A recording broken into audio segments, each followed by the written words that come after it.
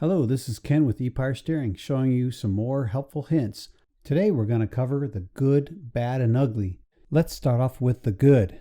Here's an example of some ring terminals that are mounted onto a 1/4 inch bolt. You see 3 of them are the correct sizing for that bolt. The 4th one is too large. Even with the nut fastened tightly, it still can slip. And if that ring terminal slips, you'll have poor connectivity and high resistance across that ground. Now I'm going to show you 3 different size studs that you might put a ring terminal on.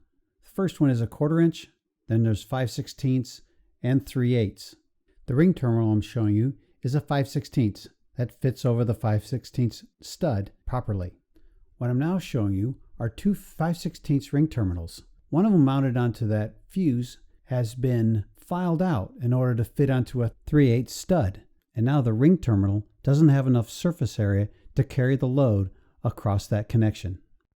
Here I'm showing you the different ring terminals and the new battery lug terminal that we have switched to. The amount of material that the battery lug has is larger, thicker, stronger, and has a better connection than a standard ring terminal. This is a picture of a maxi blade fuse holder. You see the chard mark there near the end. This is caused when a frame rail or other sharp object penetrates the outer insulation and causes a short to the ground. Here I'm showing you 2 different size wires that run back to the battery. This is a bad example of trying to get power through an object like a power steering winch or other object. As you can tell, the 2 wires are in different sizes. There is an insufficient return to ground in this case. Here are some handmade connectors. This would fit onto the power steering ECU.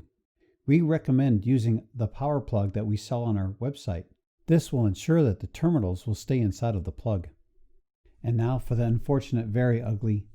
The 2 units that you see here, the left side shows sharp teeth and proper length of the shaft. The right unit shows where the splines were sort of chewed away by the set screw. The set screw wasn't put in place into the recess and locked down with Loctite. And finally, here's a case where the wires that go through that rubber grommet and are soldered onto the electric motor itself come loose. This is caused by the wires not being securely tied down around the electric motor or some other nearby frame rail. When the wires move back and forth, pulled here and there, that will break the solder connection right there inside of the motor. Thanks for watching our video on how to identify the good, the bad, and the ugly. These are just some of the things that I've seen and hope that it can eliminate some of the problems that you might run into yourself and quite possibly fix for yourself. Again, have a good one. Thanks for watching.